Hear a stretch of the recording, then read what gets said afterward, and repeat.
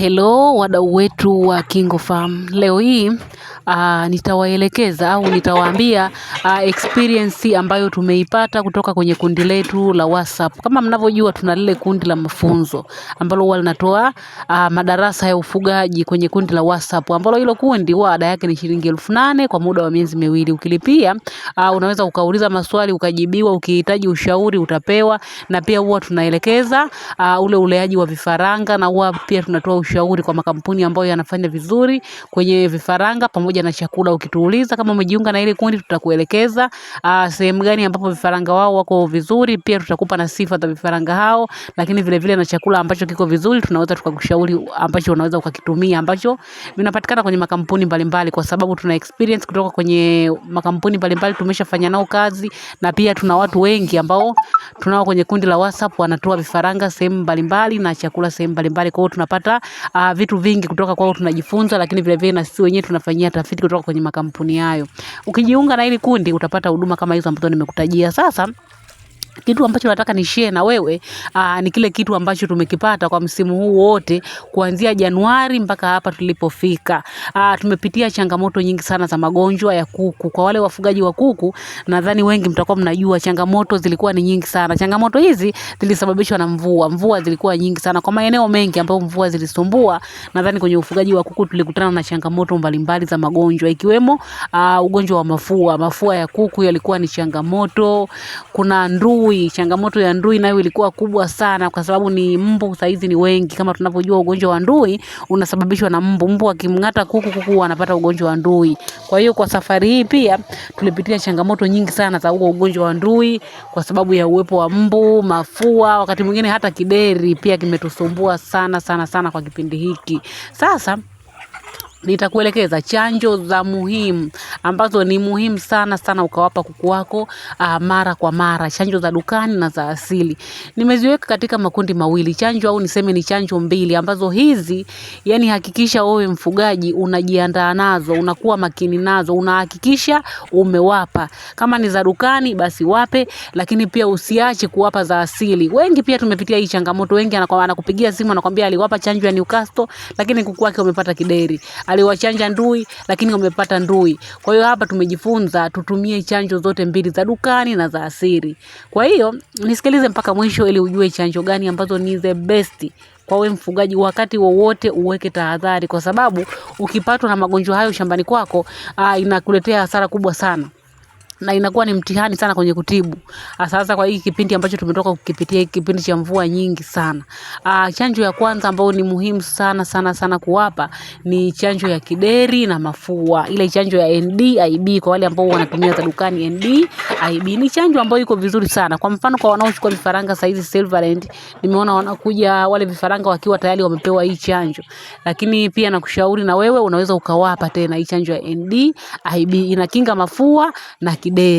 Hii ni ya dukani. Sasa ukiwapa hii chanjo ya dukani, na kushauri pia kwa kila wiki wape na ya asili angalau siku 2 kwa wiki. Yani usiache kuwapa siku 2 kwa wiki hii chanjo ya asili, hata kama umewapa hii ya dukani. Pia kwa msimu huu wa mvua nadhani tumeona wengi tuliwapa hii chanjo, lakini changamoto bado zikawa zipo. Kwa hiyo ili kuweza kuhandle hilo tatizo tukaona tuwe tunawapa sana na hizi za asili, kwa sababu nazo zina nguvu na zinasaidia.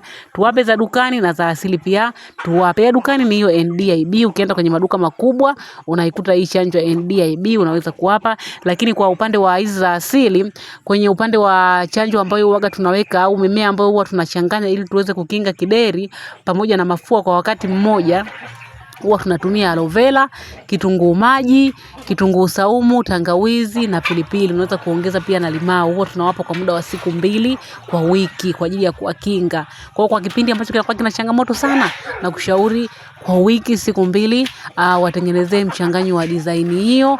Lakini vile vile hakikisha unawapa na ile ya dukani NDIB, kwa sababu ya kuondokana na ile tatizo la mafua pamoja na kideri. Ni chanjo ambazo ziko vizuri sana. Na haya magonjwa yote mawili yakifika shambani kwako utapata tabu sana kuyatibia, utahangaika sana sana. Japokuwa zipo tiba za asili ambazo zinafanya vizuri kwenye kuyatibia, lakini kinga ni bora kuliko tiba. Ni bora ukawakinga, kwa sababu ukiwakinga mapema, hata siku ugonjwa ukiwafikia inakuwa ni rahisi sana kuwatibia. Lakini usipowapa kinga yoyote, wakija kupata haya magonjwa utateseka sana kwenye kuwatibu. Kwa hiyo jitahidi sana hii chanjo uwe umewapa kuku wako. Lakini kitu nilichojifunza katika msimu huu wa mvua, chanjo nyingine ambayo iko sensitive sana ni chanjo ya ndui. Chanjo ya ndui kwa kipindi ambacho kitakuwa kina mvua nyingi, au kama upo maeneo ambayo yana mbu wengi sana, basi hakikisha unawachoma ile chanjo ya kwenye bawa. Lakini vile vile pia usiache kuwapa ya asili kwenye maji yao ya kunywa, wape sana sana sana sana.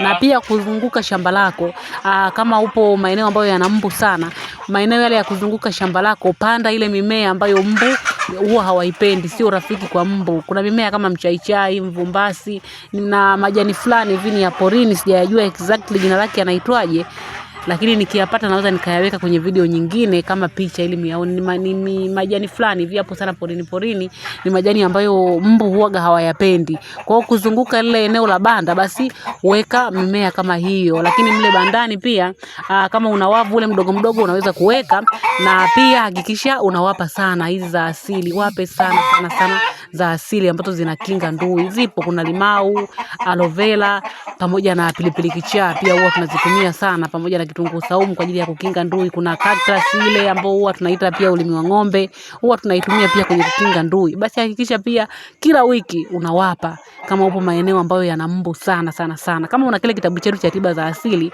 hizi tiba zote za asili ambazo nakwambia mle zipo. Pia kama una kile kitabu chetu cha safari ya ufugaji toleo la 2, kuna chanjo zile za asili huwa unawapa nazo mara kwa mara. Kuna ratiba kabisa ya chanjo za asili kwenye kile kitabu. Kwenye vitabu vyetu nadhani tumeelekeza sana sana vitu vya asili. Sisi tuna vitabu 5 ambavyo vinahusiana na ufugaji, namna ya kuwafuga kuku aina zote.